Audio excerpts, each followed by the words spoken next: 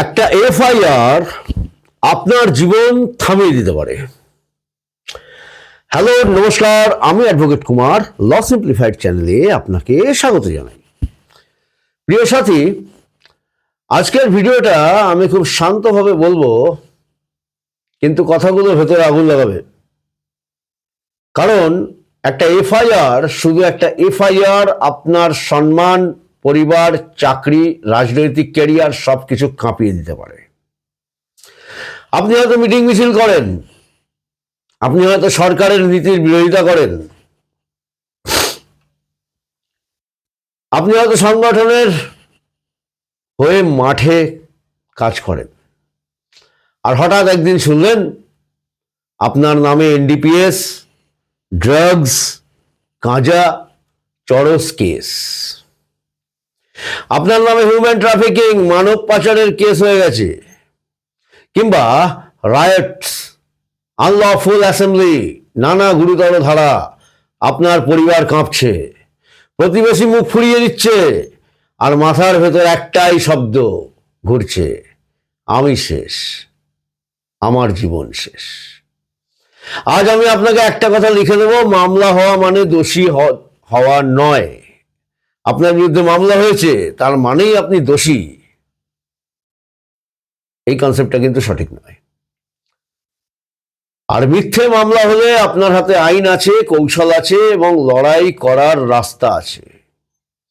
এই ভিডিওটা আবেগের বক্তৃতা নয়, এই ভিডিওটা হলো লিগ্যাল সার্ভাইভাল গাইড। তাই ভিডিওটা স্ক্রিপ্ট না করে সম্পূর্ণ ভিডিওটা দেখবেন। ভিডিওটা ভালো লাগলে অবশ্যই লাইক করবেন। আপনি যদি নতুন আমার চ্যানেলে এসে থাকেন তাহলে চ্যানেলটা অবশ্যই সাবস্ক্রাইব করবেন, কারণ বিভিন্ন ধরনের গাইড, আইনি টপিকের ওপর আমি সহজ সরল ভাষায় আপনাদের বিষয়গুলো জানতে বা জানাতে চেষ্টা করি। কিভাবে বাঁচবেন, কিভাবে লড়বেন, কিভাবে জিতবেন, কিভাবে কাজ করে, এমন কারো নাম বলছি না।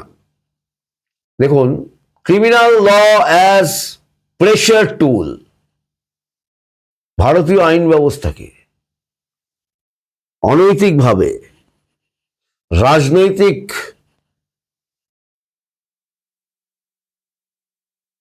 লাভের উদ্দেশ্যে কিছু ব্যক্তিকে মিথ্যে মামলার জালে জড়িয়ে কিভাবে প্রেশার তৈরি করে, কিভাবে এই প্রেশার কাজ করে, আমি এখানে কারো নাম বলছি না।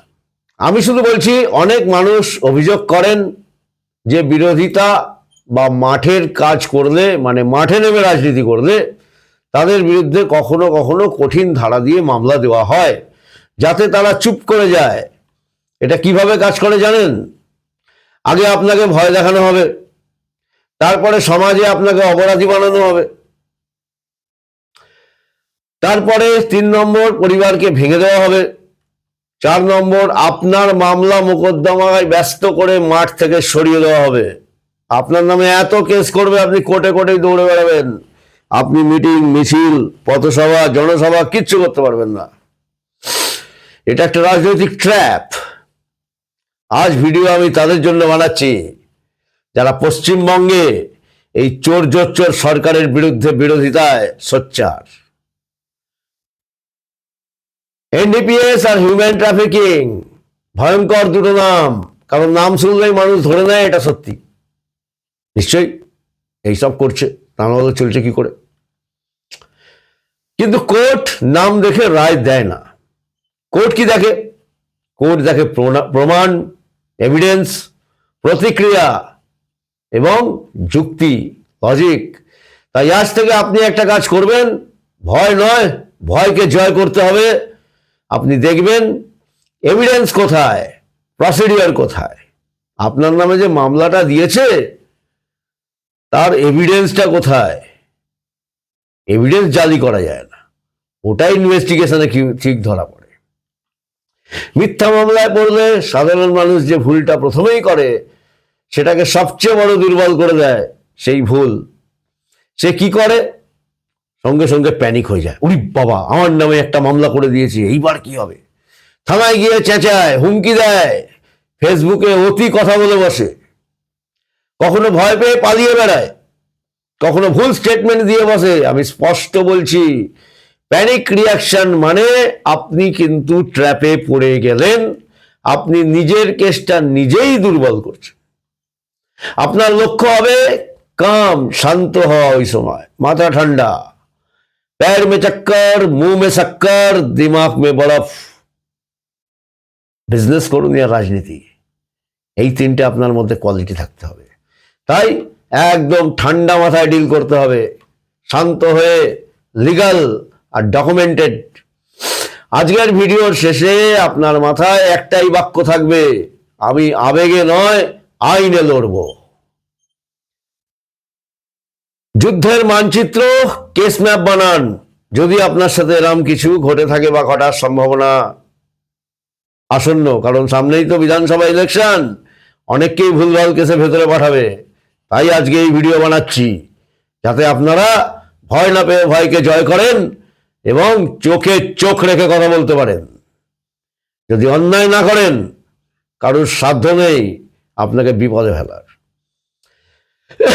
তাহলে আপনি প্রথম যে কাজটা করবেন সেটা হচ্ছে একটা কেস ম্যাপ বানাবেন, একটা কাগজে লিখবেন কোন থানায় মামলা, কোন আইন, কোন ধারায় আপনার বিরুদ্ধে অভিযোগ কি, স্টেজ কি, এফআইআর, ইনভেস্টিগেশন, চার্জশিট, গ্রেপ্তারের ঝুঁকি আছে, নোটিশ, সামন এসেছে।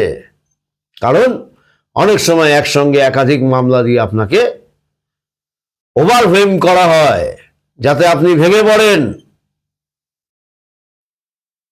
আজকের এই ভিডিও দেখার পর কিন্তু আপনি ভেঙে পড়বেন না, রুখে দাঁড়াবেন। আপনি কেসগুলোকে ভাগ করে নিন, নিয়ে ম্যানেজ করবেন। আপনার নামে 10টা কেস হয়েছে, আর সাদা কাগজ নিন, পরপর পরপর কেসগুলো নিজে লিখুন, প্ল্যান করুন, রোড ম্যাপ তৈরি করুন। যুদ্ধ জিততে হলে আগে যুদ্ধের মানচিত্র লাগে। অ্যারেস্ট শিল্ড, বেল স্ট্র্যাটেজি, সবচেয়ে গুরুত্বপূর্ণ প্রশ্ন, আমাকে কি গ্রেপ্তার করবে? যদি সম্ভাবনা থাকে তাহলে অপেক্ষা নয়, immediate legal action. Anticipatory bail, গ্রেপ্তারের আগে সুরক্ষা। আপনি স্থায়ী ঠিকানার ব্যক্তি কিনা, আপনার আগের রেকর্ড আছে কিনা, আপনি তদন্তে সহযোগিতা করবেন কিনা, অভিযোগ কতটা বিশ্বাসযোগ্য, ফলস ইমপ্লিকেশনস এর সম্ভাবনা আছে কিনা, আপনি কোর্টকে কি বলবেন, কি বলবেন না। আমি নাগরিক, আমি কোর্টের নির্দেশে মানব, আমি তদন্তে সহযোগিতা করব, এগুলো আপনি বলবেন, অঙ্গীকার করবেন। কিন্তু আমি চাই আইনের সুরক্ষা, যাতে মিথ্যা মামলায় আমাকে অকারণে শ্রীঘরে তথা জেলে যেতে না হয়। রেগুলার বেল, গ্রেপ্তার, হেফাজতের পর। এখানে মূল কথা হচ্ছে, বেল মানে আপনি হারেননি, বেল মানে আপনি লড়াই শুরু করেছেন। আপনি বাইরে থেকে প্রমাণ সংগ্রহ করতে পারবেন, পরিবারকে বাঁচাতে পারবেন। ভেতরে থাকলে অনেক অসুবিধা, অতএব বাইরে আসতে হবে, বেল নিতে হবে। কেসকে শক্তভাবে ফাইট করতে পারেন যদি বাইরে থাকেন। Bail is the beginning of victory. Bail হচ্ছে আপনার জয়ের সূচনা। যদি আপনাকে এনডিপিএস কেস দেয়, এনডিপিএস কেস নাম শুনলেই একটা ভয়ঙ্কর প্রক্রিয়া। এনডিপিএস কেস শুনলেই মানুষ ভাবেন সব শেষ, কারণ 10-11 মাসের আগে তো বেল পিটিশন সাবমিট করা যাবে না। আমি বলি এনডিপিএস কঠোর, কিন্তু এনডিপিএস এর প্রক্রিয়া আরো কঠোর, আর প্রক্রিয়ার ভুলেই কেস দুর্বল হয়। এনডিপিএস কেসে সাধারণত কোর্ট প্রশ্ন করে, জব্দ, রিকভারি কোথায়, কিভাবে, কার উপস্থিতিতে, ইন্ডিপেন্ডেন্ট উইটনেস আছে কিনা, কাগজপত্রে কনসিস্টেন্সি আছে কিনা, মানে একটা নথির সাথে আর একটা নথির লিঙ্ক কিনা, পুলিশ প্রপার প্রসিডিওর করেছে কিনা, প্রপার এভিডেন্স আছে কিনা। ধরে একটা কেস দিলাম আর হেভি হরিদাস হয়ে আমি বড় মোটা লেজওয়ালা অফিসার বসে আছি, ওই সব চলবে না। এ না চলবে, আইন সবার জন্য সমান। আর একজন অপরাধী যতক্ষণ অপরাধী সাব্যস্ত না হয় ততক্ষণ আইন তাকে অপরাধী বলে মেনে নেয় না। তাই জব জিনিস হ্যান্ডলিং, সেফটি ঠিক ছিল কি, রিপোর্ট, পরীক্ষা সংক্রান্ত ডকুমেন্টেশন আছে কি, আপনি বুঝুন আমি কোনো অপরাধ এড়ানোর কথা বলছি না, কিন্তু আমি বলছি মিথ্যা মামলায় নির্দোষ মানুষ বাঁচে প্রমাণ ও প্রক্রিয়ায়। সেক্ষেত্রে আপনার কাজ কি হবে? আপনি যদি অপরাধ না করে থাকেন, আপনাকে যদি সেই অপরাধে কেউ ফাঁসিয়ে দিয়ে থাকে, সেক্ষেত্রে আপনাকে কি করতে হবে? ডিপ রিসার্চ, প্রথমে একটা কেস ম্যাপের সাথে এভিডেন্স ম্যাপ বানাতে হবে। আইনজীবীর সাথে ডকুমেন্টগুলো লাইন বাই লাইন মিলিয়ে দেখা, সময়, জায়গা, সাক্ষী, কাগজ সব কনসিস্টেন্সি ধরতে পারা। একটা প্রসিডিউরাল ইনকনসিস্টেন্সি পুরো স্টোরি নাড়িয়ে দেয়। হিউম্যান ট্রাফিকিং কেস যদি দেয়, লেভেল দিলেই প্রমাণ হয় না যে আপনি মানুষ পাচারকারী। দিয়ে দিতেই পারে, যে কেউ বলতেই পারে ও না মেয়ে পাচার চক্রের সাথে জড়িত, ও না শিশু পাচার করে, ও বিজেপি করে, তো ও নারী পাচার করে, দেখ এই এত পয়সা করেছে। আপনি হয়তো ব্যবসা করেন, ফাঁসি দিচ্ছে উল্টো দিক দিয়ে, তাহলে সাবধান হতে হবে, প্ল্যান রাখতে হবে, এইভাবে রোড ম্যাপ তৈরি করতে হবে। এইসব ফলস অভিযোগ এটা আমরা সবাই জানি, দেখে আসছে দীর্ঘদিন ধরে। এই বুড়ি পিসি আর চোর ভাইপোর কর্মকাণ্ড, এরা নিজেদেরকে বিরাট একটা কিছু ভেবে বসেছে এবং সাধারণ মানুষকে কেসের পর কেস দিয়ে যাচ্ছে। এদিকে ভাইপোর 150 কোটি জব্দ হয়ে গেছে, ইডি কেন গ্রেফতার করছে না সেটা এখন কোর্টের নিরীক্ষণে আছে, আমরা এই বিষয়ে কোনো কমেন্ট করব না। কিন্তু গ্রেফতার আজ হোক আর কাল হোক, মালটা গ্রেফতার কিন্তু হবেই। জেল কিন্তু এই পিসি ভাইপোর জন্য একদম কনফার্ম। কোন সিব্বাল বাঁচাতে, মানে কেউ বাঁচাতে পারবে না, নামটাই কি একটা অদ্ভুত না, যারা বাঁচাচ্ছে। কিন্তু আইন এখানে লেভেল নয়, প্রমাণ চায়, প্রমাণ লাগে। ভিকটিম কমপ্লায়েন্ট এর consistent statement, movement, transport leakage, money trail বা লাভবান হওয়ার যোগসূত্র, অ্যাকিউজডের রোল স্পষ্ট হওয়া। মিথ্যাভাবে কারো নাম জুড়ে দিলে আপনার ডিফেন্স হবে ডাইরেক্ট লিঙ্ক নেই, আর্থিক যোগসূত্র নেই, রোল অ্যাট্রিবিউশনস ভেগ, কাগজপত্রে কন্ট্রাডিকশন আছে। ফের বলছি, আবেগে নয় এভিডেন্সে নজর দিতে হবে। এভিডেন্স, ডিসিপ্লিন, প্রমাণ আপনার বডিগার্ড। আজ থেকে আপনি ডকুমেন্ট ডিসিপ্লিন শুরু করবেন। যদি আপনি এরম কেস খেয়ে গিয়ে থাকেন বা মনে করে থাকেন যে আপনাকে এরম ভাবে একটা ফাঁসানোর চক্রান্ত চলছে। আমি যখন রাজনীতি করতাম আমাকে নানান রকম ভাবে ফাঁসানোর চক্রান্ত করেছিল, এমনকি আমার একটা বোনকে কিডন্যাপ করে তার চার্জ আমার মাথায় লাগানোর চেষ্টা করেছিল দুর্বৃত্তের দল। সে হিসাব ভগবান হয়তো এতদিনে করে দিয়েছে বা ভবিষ্যতে করে দেবে, আমি এসব নিয়ে মাথা ঘামাই না। কিন্তু এই দুষ্ট চক্র আজও কাজ করে যাচ্ছে। আপনার দলের ভেতরের লোকই আপনাকে ফাঁসিয়ে দিচ্ছে একটা চেয়ারের লোভে। আজ থেকে আপনি ডকুমেন্ট ডিসিপ্লিন শুরু করবেন। আপনার জীবনের সবচেয়ে বড় সুরক্ষা 5টা জিনিস নিয়ম করে রাখবেন। কি সেই 5টা জিনিস? প্রোগ্রামের ভিডিও, ফটো, আর্চিভ, সময়, তারিখ, লোকেশন, সম্পর্কিত প্রাসঙ্গিক প্রমাণ আইনসম্মতভাবে, কর্মসূচির নোটিশ, পোস্টার, ঘোষণা, আপনি কি বলছেন তার লিখিত কপি, পয়েন্ট, যে কোনো হুমকি, চাপ, মেসেজের রেকর্ড। কারণ কোর্টই এভিডেন্স আপনার যদি ঠিক থাকে, কোর্ট শেষ কথা বলবে, ঘাবড়ানোর কিছু নেই। Evidence, evidence, evidence. High court strategy, protection, stay, quash সম্ভাবনা। সব কেস ট্রায়াল পর্যন্ত যায় না, অনেক সময় অভিযোগ অস্পষ্ট, গল্প ভাঙা, প্রমাণ দুর্বল, প্রক্রিয়ার বড় ফাঁক, পিওরলি মোটিভেটেড ভাইড। এমন হলে উচ্চ আদালত আইনজীবী দিয়ে ভাবা যায়। প্রসিডিং এ protection, stay, appropriate relief. Fact অনুযায়ী আপনি মনে রাখবেন আইনের উপরের দরজা আছে, সুতরাং আপনি একা নন। পাবলিক ন্যারেটিভ সমাজের আদালতেও লড়াই, মিথ্যা মামলার সবচেয়ে বড় শাস্তি অনেক সময় জেল নয়, সমাজের চোখ, সমাজই দিয়ে দেয়। এনডিপিএস বা ট্রাফিকিং শুনলে মানুষ দূরে সরে যায়, কিন্তু আপনি ভুল করবেন না। আপনি করবেন সীমিত ফ্যাকচুয়াল কথা, অতি কথায় যাবেন না, কোর্টের নির্দেশ মানবেন, আইনি লড়াই চলছে এই বার্তা দেবেন, নয়েজ না, চিৎকার চেঁচামেচি করবেন না, বরং ক্রেডিবিলিটি তৈরি করুন। এটাই বাঁচার আসল রুট। গুজরাটস এন্ডিং, 3টি শপথ ও শেষ বার্তা এই ভিডিওর আমি বলবো। এখন যারা ভিডিওটা দেখছেন, বিশেষ করে রাজনৈতিক কর্মী, মাঠের মানুষ, আপনারা 3টে শপথ নিন আজ থেকে। 1, আমি আতঙ্কে সিদ্ধান্ত নেব না, আমি ঠান্ডা মাথায় রুট ম্যাপ তৈরি করে ডিসিশন নেব। 2, আইনজীবী ছাড়া অপ্রয়োজনে স্টেটমেন্ট দেব না।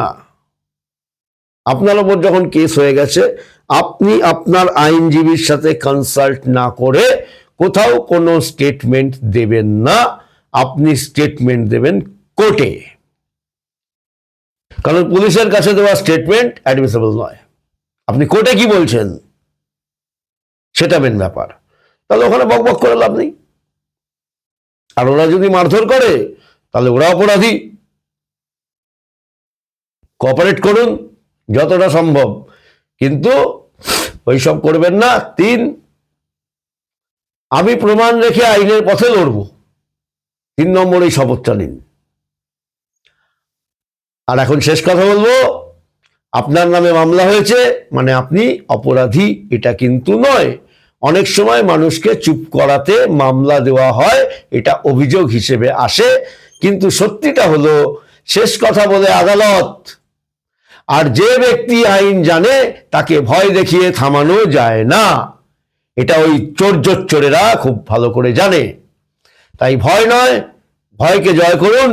আর মাথায় রাখবেন, লড়াইতে কিন্তু আইনই একমাত্র পথ। ওই কাকে কটা ঘুষি মারলেন, চড় মারলেন, ধাক্কাধাক্কি করলেন, ওটা লড়াই নয়। লড়াই কিন্তু আইনের পথেই হয়, আর যুদ্ধের জয় কিন্তু আইনের পথেই সম্ভব। আপনি যদি আইনের রাস্তা জানেন, মিথ্যা মামলা আপনার শেষ নয়, সেটা আপনার লড়াইয়ের শুরু মাত্র। এখন আমার নামে যদি যারা মিথ্যে মামলা করে দেয়, তাহলে কি হলো? যুদ্ধং দেহি, লড়াই স্টার্ট হয়ে গেল, গান্ডিব চলে এলো হাতে। কৃষ্ণের ইচ্ছায় বিপদ বাড়বে, তাদের কমবে না, কারণ মিথ্যে মামলা। আর মিথ্যে মামলায় আজকের ডেটে জেল খাটার প্রভিশন আছে, জেল খাটিয়ে ছেড়ে দেবো। ভিডিওটা শেয়ার করুন, যে কর্মী ভয় পাচ্ছে সে যেন বুঝতে পারে ভয় নয়, আইনেই জবাব। যদি আপনার পরিচিত কারোর বিরুদ্ধে মিথ্যা সন্দেহজনক মামলা হয়, প্যানিক করবেন না, দ্রুত একজন আইনজীবীর সাথে কথা বলে কেস ম্যাপ, বেল স্ট্র্যাটেজি বানান। এই ভিডিওটা শেয়ার করুন, ভয় ভাঙতে সাহায্য করবে। দেখুন, বার কাউন্সিলের রুলস ফ্রেন্ডলি ডিসক্লেমার একটা দিতেই হয়। This video is for legal awareness education only. It is not an advertisement or solicitations for case specific legal advice. ওকে, আপনি চাইলে আমি এটাকেই আপনার স্টাইল অনুযায়ী একটা কথা বলতে পারি।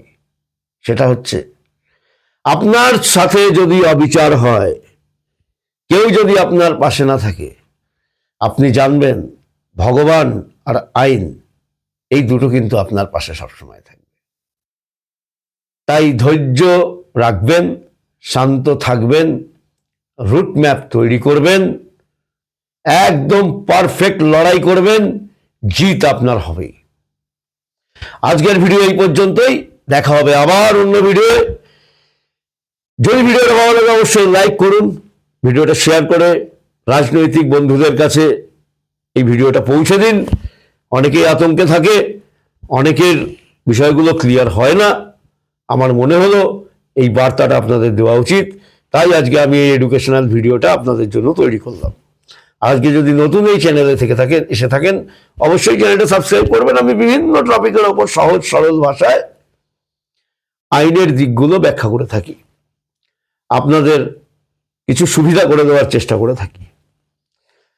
তাই ভালো থাকবেন, সুস্থ থাকবেন, সতর্ক থাকবেন। জয় হিন্দ, জয় শ্রীরাম, ভারত মাতা কি জয়, বন্দে মাতরম। আর হ্যাঁ, ভিডিওটা এতক্ষণ মনোযোগ দিয়ে দেখার জন্য আপনাকে অসংখ্য অসংখ্য ধন্যবাদ। নমস্কার।